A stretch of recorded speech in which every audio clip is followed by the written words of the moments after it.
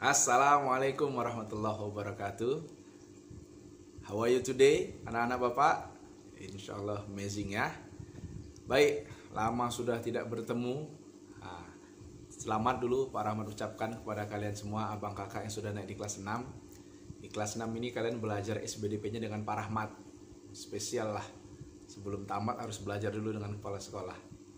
Ada apa ini di kepala Bapak ini? Kibar-kibar nih. Nah, pasti kalian bingung ini, kenapa Pak Rahmat ini? Baik anak-anak Bapak, nanti kita di belajar SBDP ini, Bapak akan memberikan, atau Bapak sudah memilih beberapa kompetensi dasar lah, karena memang pertemuan kita tidak banyak, sehingga Bapak hanya ingin mengambil yang berhubungan nanti dengan proses life skill kalian, pengetahuan yang bermanfaat buat kehidupan kalian. Oke, sebelumnya kenapa Pak Rahmat agak-agak lain ya? Padahal ini di rumah Bapak ini udah jam setengah 12 malam. Ya, Bapak harus memberikan materi ini ke Budila sebelum jam 12. Ya, ini nak, topi Bapak ini topi Batak. Batak Toba. Sementara ini dikasih istri Bapak koleksi dari lemari yang ada ini songket Palembang. Nah, bajunya ini Teluk Belanga Melayu. Kenapa Bapak menggunakan ini? Ya, karena untuk pelajaran perdana kita nanti di SBDP itu, Bapak mengambil KD itu tentang musik Nusantara dan budaya Nusantara.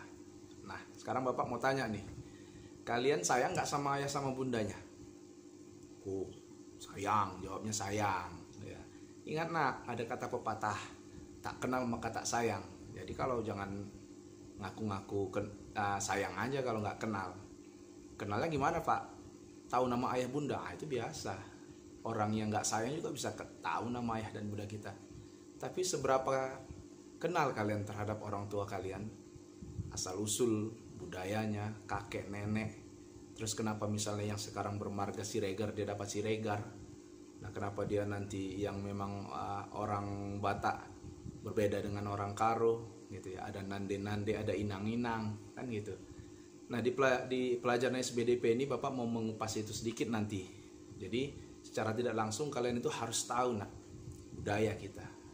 Jangan bangga ketika memang kita berbahasa Inggris terus akhirnya karena padahal dia orang Batak nih, tapi manggil tulangnya uncle ya, biar keren ya. Tapi ketika ditanya sebenarnya orang Batak itu manggil adik dari mama atau abang dari mama itu manggil apa sih? Tulang, bukan tulang belulang. Ya, jadi sebenarnya budaya kita itu juga kaya dan kalian harus belajar itu. Sebelum kalian tamat dari SD Siti Hajar, Pak Rahmat harus mengajarkan itu. Baik, Bapak bacakan dulu ya nak, ini tujuan pembelajaran kita. Jadi di semua mata pelajaran itu ada 4 KI. KI yang pertama itu KI tentang religius, terus sosial, yang kedua 3 tentang pengetahuan kalian, dan yang keempat tentang keterampilan.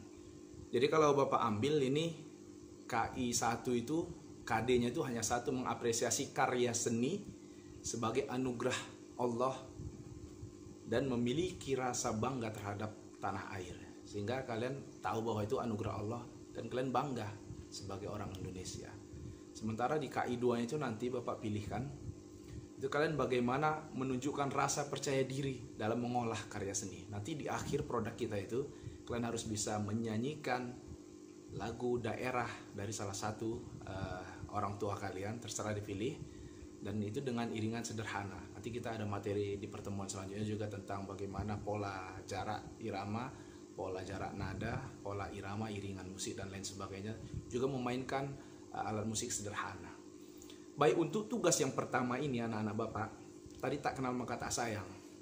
Mungkin ada yang manggil orang tuanya ende, kebetulan dia orang Melayu, manggil ayahnya entu. Ada yang manggil bapaknya bapak, amang, papi, sok keren, dedi, apalagi. Tapi ada juga mungkin yang abi, ya mungkin keturunan Arab gitu ya. Bapak juga keturunan Arab maklum. Nah, anak-anak Bapak itu semua dia harus punya ini ya, pattern. Jadi ada aturan. Jadi ada dikenal 3 ya anak-anak Bapak. Ada patrilineal, ada matrilineal, dan ada bilateral. Patrilineal itu adalah garis keturunan yang turun dari ayah, dari pihak ayah. Ini contohnya orang Batak nih. Kalau ayahnya Siregar, semua anaknya dibuat marga Siregar. Karena Batak itu patrilineal, garis keturunannya itu ikut dari garis ayah. Kayak Pak Rahmat. Pak Rahmat ini kebetulan dari pihak ibu terus yang Batak. Nenek Pak Rahmat Lubis, kakek Jawa. Nggak dapat lah ayahnya Pak Rahmat, nggak dapat marga. Nah, karena dari pihak nenek yang Batak. Menikah ayahnya bapak dengan ibunya bapak. Ibu bapak orang Simalungun juga, Saragi. Nggak dapat juga bapak marga. Tetap aja dibilang peranakan Jawa Batak, pejabat. Jadi ya itulah nasib bapak. Tapi bapak nggak mau kalah, makanya semua nama anak bapak kasih Martua. Nah, ini marga baru nanti. Jadi nanti bapak pesankan semuanya anak-anak bapak itu kalau punya keturunan, apalagi yang laki-laki ini Bang Atta, kasih nama Martua. Jadi nanti ketahuan keturunan dari garis keturunan Rahmat Martua. Martua kalau diurut-urut, oh kakek moyangnya rupanya Rahmat Martua, kepala sekolah Siti Hajar dulu. Itu cita-citanya, nak. Gitu juga lah dulu asal muasal marga ini. Asal muasalnya begitu. Jadi dulu keturunan Raja Batak beranak, bercucu, merantau ke sana kemari, tersebar dari Samosir, Toba, Tarutung, itu akhirnya nama nenek buyut mereka itulah turun. Akhirnya menjadi marga-marga yang ada seperti sekarang ini. Tersebar di seluruh Nusantara ini. Nah kalau yang matrilineal itu dia ikut garis keturunan ibu. Nah, itu ada di Minang ya. Di Padang itu biasanya garis keturunan ibu yang diikuti. Kalau di Minang itu ada lucu-lucu memang marganya. Istri bapak Minang sebenarnya. Diam-diam aja ya. Masa ada marganya Gucci, ya kan? Gucci itu kan yang hiasan di rumah kan. Nah, ada marganya Jamba, ya, Jamba itu ditarik-tarik kan. Ada Caniago, sok Amerika gitu ya. Jangan dengar dari istri bapak. Nah, itu mereka itu ikut keturunan garis ibu. Jadi kalau menikah orang Padang sama orang Padang, ayahnya marga Caniago, ibunya marga Gucci, anaknya nanti semuanya jadi Gucci. Marganya Gucci. Nah, kayak gitu. Itu dia matrilineal. Sementara ada patrilineal. Jadi ini bukan patrilineal, ada yang bilateral. Nah, ini biasa orang Jawa. Jadi sistem kekerabatan dan garis keturunan itu ikut ayah, ikut ibu. Dua-dua diikutin. Biasanya sampai 3 generasi keturunan. Jadi misalnya ayah, ibu nikah nih. Dari keluarga dari bapak sama ke keluarga dari ibu itu sama keakraban kekeluargaannya. Kan dengar tahu ya istilah orang Jawa itu mangan orang mangan asal ngumpul. Jadi memang kekerabatan itu sangat akrab sekali. Nah itulah 3 kenapa akhirnya ada marga yang diturunkan dari ayah, ada juga yang dari ibu, ada yang nggak bermarga tapi akrab seperti orang Jawa. Oke, tanpa ada diskriminasi apapun kepada semua sama dan semua hebat-hebat. Nah, Pak Rahmat ingin menugaskan kalian nanti untuk membuat semacam clipping yang akhirnya nanti kalian presentasikan tentang kedua orang tua kalian. Nah, ingat ya, tugas kalian yang pertama itu tanya ayahnya. Siapkan instrumen interviewnya. Kalian akan bertanya kepada ayah. Ya, ayah dulu lahir di kampung mana? Kenapa ayah marganya Huta Suhut misalnya? Oh, ayah dulu lahir sudah di Medan, tapi dulu kakek ayah opung kalian itu lahirnya di sana, di daerah Toba. Nah, nanti kenapa kalian bisa dapat marga Huta Suhut tadi? Kalian harus bertanya kepada ayah, di mana asal mula marga Huta Suhut? Kampungnya, kampung halamannya. Terus ingat harus tahu budayanya. Nah, budayanya itu apa saja? Kalian harus tahu, kalian tuliskan nanti di clipping kalian itu marga Huta Suhut berasal dari Batak Toba. Batak Toba itu budayanya harus digali. Yang pertama, karena Bapak guru musik, kalian harus kupas tuntas tentang musik tradisi yang ada di Batak Toba. Ini contoh kalau orang tua ayahnya Toba ya. Kalau nanti Melayu semua musik tentang Melayu. Kalau nanti orang tuanya Nias, semua tentang Nias. Kalau Jawa, semua tentang Jawa. Apa yang mau ditulis di musiknya ini? Pertama, kalian inventaris. Minimal harus ada 3, ya. Harus ada 3 nama alat musik dari etnis masing-masing ayah kalian. Jadi misalnya nih, ayahnya ini Batak Toba tadi ya. Atau marganya Gultom. Bukan gula tomat, Gultom. Nah, di Batak Toba itu... kalian harus buat 3 minimal alat musik tradisi ya, nggak boleh keyboard. Keyboard itu bukan alat musik tradisi. Yang pertama, misalnya dia alat musiknya namanya taganing. Nah, taganing yang dipukul-pukul, guduk-guduk, yang banyak itu gendangnya, itu namanya taganing. Baru taganing itu masuk klasifikasi apa? Nanti Bapak tunjukkan slide ya, setelah ini ya, klasifikasi itu seperti apa. Nanti berdasarkan sumber bunyinya. Taganing, cara memainkannya dipukul dengan menggunakan stick. Nah, jelas dia harus. Terus dia terbuat dari apa? Kayu, yang diambil dari kayu apa? Nangka, terus nanti dikasih kulit. Kulitnya dari kulit apa? Kulit biawak kah? Kulit landak kah? Kulit nangka kah? Atau kulit manusia? Nah, itu kalian harus cari. Boleh tanya ke Mbah Google atau tanya ke ayahnya kalau tahu. Terus yang kedua, ada alat musik garantung. Garantung itu yang kayak keyboard tapi pakai stick dari kayu. Nah, itu juga dijelaskan klasifikasinya, asal muasalnya, cara memainkannya.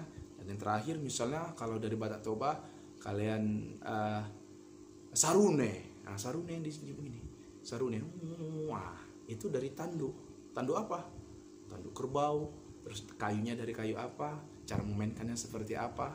Jadi minimal 3 alat musik harus kalian kupas tuntas. Gambarnya diambil, di-download dari internet, dimasukkan ke dalam clipping kalian. Nah, yang pertama tadi ya alat musiknya. Yang kedua tarian. Ya, tarian tradisi. Misalnya kalau di Melayu itu ada ronggeng. Tarian tradisi ibu saya Melayu, lahirnya di Langkat, Melayu Langkat misalnya. Ibu saya ada gelar kebangsawanan, dia pakai tengku misalnya, bukan tengkulak ya, tengku. Misalnya nama ibunya Tengku Butet. Nah, berarti dia keturunan Melayu, walaupun namanya Butet. Tengku itu keturunan dari raja-raja orang Melayu dulu. Ada juga istilah kalau di Melayu itu oka, ada wan. Oka itu orang kaya. Itu kalau Kak Akila itu pakai oka bapaknya. Nah, kayak gitu. Terus nanti ya kalian sama ibu. Misalnya kayak tadi kan ibu mulai dari alat musik terus tarian. Tarian, misalnya ibunya tari Melayu, tari Serampang 12. Nah, untuk tarian cukup 1 aja. Nah, setelah itu, setelah musik, tarian, kalian cantumkan juga makanan. Mantap ini. Makanan tradisional ya. Makanan tradisional. Siapa yang tahu lomok-lomok dari mana? Hah? Tahu lomok-lomok dari mana? Terus cimpera dari mana? Terus apa lagi ya? Bubur pedas dari mana? Sate Padang. Aduh, itu dari mana? Tunjukkan foto makanannya, sebutkan daerahnya sesuai dengan orang tua kalian masing-masing. Udah berapa tadi ya? Alat musik, tarian, makanan, senjata tradisional. Nah, senjata tradisional, keris, biasanya dari mana? Kalau orang tuanya Jawa, keris alat tradisionalnya. Kalau orang tuanya dari Nias, biasanya ada tombak, ada pedang. Nah, itu bisa tanya Mbah Google. Jadi kalian harus tahu. Sudah 4 alat musik, tarian, makanan daerah, terus senjata tradisional. Dan yang terakhir apa ya? Bapak lupa. Yang terakhir kalian harus mencari apa ya? Udahlah yang 4 aja ya. Itu banyak-banyak kali. Nah, untuk alat musik Bapak mau jelaskan nih. Nanti ada Bapak tampilkan slide di atas ya. Alat musik ini kalian harus tahu dengan klasifikasinya sekaligus. Nah, jadi berdasarkan sumber bunyi, alat musik itu dibagi menjadi 5 nak. Jadi nanti untuk alat musik tradisi kalian harus cantumkan klasifikasinya. Yang pertama itu idiofon. Jadi apa yang menjadi sumber suara itulah klasifikasinya. Kalau ada idiopon, idiopon itu ingat nak. Kalau klasifikasi alat musik idiopon berarti yang menjadi sumber suaranya adalah badannya, badan alatnya. Idiopon itu badan alatnya dipukul, tung, dia bersuara. Sumbernya adalah badannya langsung dipukul, berarti dia klasifikasi idiopon. Contohnya apa? Kalian pernah ini yang triangle, ting. Nah, itu kan badannya dipukul langsung, badan alatnya, ting. Nah, itu berarti dia idiopon. Terus ada simbal drum, cus. Nah, itu badannya dipukul langsung, berarti dia idiopon. Terus ada lagi tamborin, cek yang pengamen pakai itu. Nah, itu tamborin itu idiopon karena langsung badannya. Itu klasifikasi alat musik yang pertama. Terus yang kedua itu ada aerofon. Aerophone, ingat bahasa Inggris, air itu berarti udara. Jadi semua alat musik yang sumber suaranya itu adalah udara, maka dia aerophone. Contohnya apa? Trompet, ya kan? Trompet yang kayak gini mainnya, gini ya, kayak gini trompet. Nah, suling, harmonika, terus apa lagi?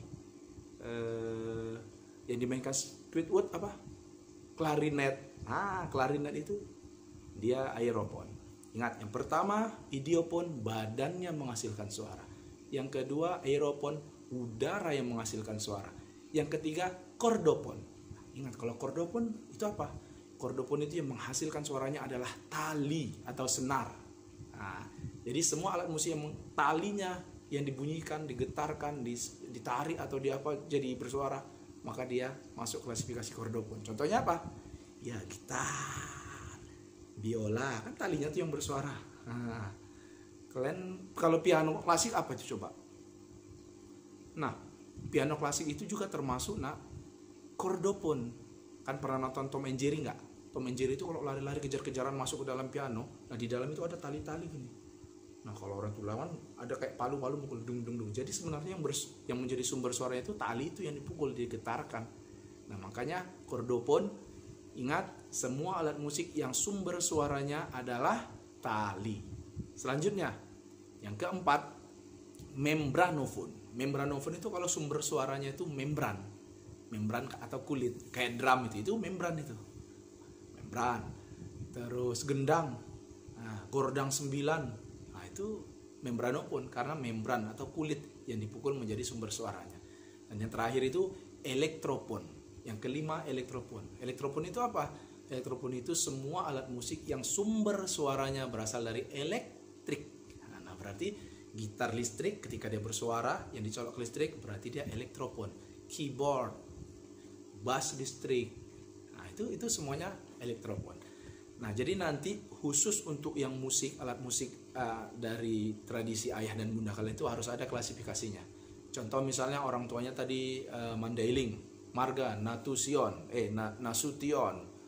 Alat musik ayah saya, Marga Nasution dari Mandailing, ada gordang 9. Nah, gordang 9 terbuat dari kulit kerbau. Ada 9 gendang besar, mulai dari yang besar sampai yang kecil. Cara memainkannya dipukul dengan menggunakan stick. Gordang 9 masuk klasifikasi alat musik ya membranophone, karena yang bergetar atau yang menjadi sumber suaranya adalah membran atau kulit. Ibu saya adalah orang Jawa. Nah, contoh alat musik dari ibu saya adalah orang Jawa, gamelan, atau gong. Gong itu yang dipukul besinya kan, pencunya ujungnya tuh duong. Ingat, berarti langsung badannya, berarti dia masuk klasifikasi apa? Idiophone. Ingat, jadi seperti itu 3 alat musiknya, kemudian tariannya, makanan khasnya, senjata tradisionalnya. Itu kalian tuliskan. Setelah kalian buatkan clippingnya, kalian baca bagus-bagus. Nanti di pertemuan selanjutnya Bapak minta kalian presentasi. Prestasinya boleh yang paling heboh, boleh kayak gini kayak Bapak, dibuat, terserah. Nanti Bapak nilai dari pengetahuan kalian sejauh mana. Semakin lengkap semakin bagus. Detail, misalnya ayahnya marganya atau ayahnya Sinurat. Asal usul Sinurat, dijelaskannya luar kepala, paten. Berarti dia benar-benar sayang sama ayahnya. Ibu saya Tengku ini keturunan dari Raja Sultan kesekian, Sultan Langkat atau Sultan Bedagai, dari Sedang Bedagai, atau Sultan Istana Maimun, keturunan dari Perdana Menteri. Itu pernah cucu Perdana Menterinya sekolah di kita dulu, Bang Cai. Jadi kayak gitu. Silahkan anak-anak Bapak selamat bekerja. Nanti difahami apa yang Bapak maksudkan, nanti Bapak tambahin kan itu ada tambahan-tambahan dari video ini. Kalau ada yang nggak jelas nanti bisa ditanyakan kepada guru bidang studinya, guru kelasnya masing-masing. Demikian, selamat bertugas, selamat menjalankan, waktunya panjang, jadi berikan yang terbaik, tunjukkan bahwa kalian memang sayang sama orang tua dengan mengerjakan tugas ini dengan baik. Tanya, interview kedua orang tuanya. Langkah-langkah untuk menginterview sudah dikasih tahu sama guru bahasa Indonesia kan. Siapkan angket pertanyaannya, baru interview di saat orang tuanya lagi senggang. Jangan di saat orang tua lagi makan, tanya-tanya, dipaksa-paksa, atau lagi mau mandi, tarik-tarik. Jangan, ya mau nanya dulu, jangan. Cari timing yang tepat, lakukan dengan maksimal, mudah-mudahan dimudahkan Allah. Oke, anak-anak Bapak, demikian tugas dari Pak Rahmat. Assalamualaikum warahmatullahi wabarakatuh.